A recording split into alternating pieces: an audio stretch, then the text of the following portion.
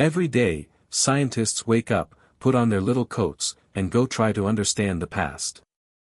They carbon date things. They scrape old bones with tinier bones.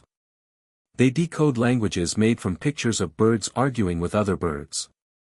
And despite all that effort, sometimes they find something that just laughs at them. No instructions. No obvious use. Just a shape. Just a presence. An object that says, "You are not as smart as you think." Today, we're going deep into 5 ancient artifacts that remain completely unexplained. So grab your shovel. And your crippling uncertainty. Number 1. The Ice Age multi-tool nobody knows how to use. 15,000 years ago, prehistoric humans made something. An object carved from antler. Smooth, polished. Usually with a single hole drilled right through. Sometimes more. They're called perforated batons. A name that sounds confident, but isn't. Over 400 have been discovered across Europe. Which means this wasn't just one weirdo in a cave. This was a thing. We found some with spiral engravings. Some made of mammoth ivory. One was so delicately carved, it looked like a toothbrush married a violin. Theories. Leatherworking tool. Spear straightener. Rope-making device. Ceremonial object. Ancient sex toy. No, really. That's in the literature. One replica was tested to braid fiber into rope. It kind of worked. But most of them are way too ornate to be tools. Like carving a hammer out of crystal and expecting someone to build a house with it. Maybe they were multi-purpose. Maybe they were symbolic. Maybe the person who made them didn't care if we understood. We see technology. They might have seen a story. Or a joke. Either way, we're holding a piece of their world. And we have absolutely no idea what to do with it. Number 2. The Scottish stone ball with way too much attitude. In 1860, a group of workers digging a ditch in Scotland unearthed a ball. Not like a soccer ball. Not like anything you'd want to catch. A heavy, stone orb. Palm-sized. With weird little knobs sticking out of it. And intricate carvings that feel like they were meant to say something, but forgot how. We found over 500 of them now. All across Scotland. All slightly different. And none of them make sense. Some have 4 knobs. Some have 6. Some look like stress toys designed by a perfectionist druid. Theories. Bolas for hunting. Mace heads. Status symbols. Storytelling tools, a kind of prehistoric memory palace. Calibration weights for some unknown system. The leading theory right now? They were used to remember stories. Each knob or pattern might have represented a part of oral history. A visual language. Like Braille, but rock.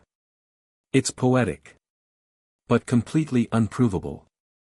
And yet, someone sat there, thousands of years ago, chiseling this thing.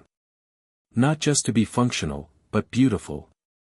Which is a strange thing to do when your average day involved dodging wolves and trying not to starve. Number 3. The giant stone jars that refuse to explain themselves. Across the plains of Laos, there are jars. Big ones. Hundreds of massive stone containers, scattered like ancient litter. Some stand taller than a person. Some are cracked, half-buried. Some hold ash and bone. They stretch across a region the size of Rhode Island. And nobody knows who made them, or why. One 1930s archaeologist spent years studying them. She found cremation remains, beads, tools, grave markers. She proposed they were funerary urns. Which makes sense. Until you realize they were used and reused over centuries by totally different people. Like a haunted Airbnb. Local legend says a victorious king filled them with rice whiskey to celebrate a massive win. Honestly? That sounds more fun than bone jar.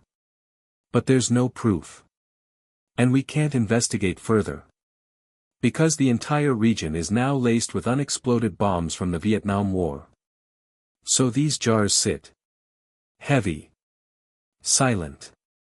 Too old to speak, and too dangerous to touch. Number 4. The sparkly terracotta heads of South Africa. In 1962, a mineral collector stumbled on a strange burial. 7 terracotta heads. Delicate. Small. Too small for real human use. They were shaped with care. Marked with lines for eyebrows, lips, cheekbones. And dusted with specularite, a glittering mineral that made them shine in the light. It wasn't decoration. It was deliberate. They were buried in a carved-out space, like someone was tucking them in for a long sleep. Some researchers say they were ceremonial. Props for initiation rituals. Markers for identity. Representations of ancestors. Or gods. Or friends. No one knows. What's haunting is the intimacy. You can tell someone loved these faces. Carried them. Protected them. Buried them with care. And now they sit in museums. Heads with no names. Eyes that never close. Number 5. The Roman Dodecahedron, aka, the most useless tech ever built. Across the ruins of the Roman Empire, one object keeps showing up. Small. Hollow. Bronze. 12 sides. Each side has a different sized hole. It looks like a math problem trying to escape. Over 100 have been found. In fields. In rivers.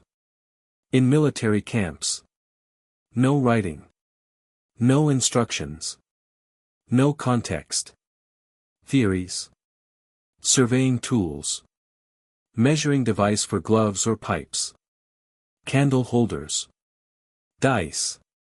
Religious objects. Anti-Christian pagan tech. One idea says. If you held it up and looked through 2 holes. You could estimate distance based on how a stick aligned on the other end. Cool theory. Too bad the Romans already had better tools. And yet. They're always found in pagan areas. Never in Christian ones. Maybe they were sacred. Maybe they were cursed. Maybe they were the Roman version of a lava lamp, looks cool, doesn't do anything. Whatever they were everywhere. Which means. Someone thought this mattered. And we still don't know why. We want the past to explain itself. We want closure. A neat story. A purpose. A reason. But the truth is. Most of these things were never made for us. They were made by people who lived whole lives. Without ever imagining we'd be here. Thousands of years later. Poking at their creations. Guessing. Pretending. Projecting. Sometimes, the past doesn't give you answers. It gives you a mirror.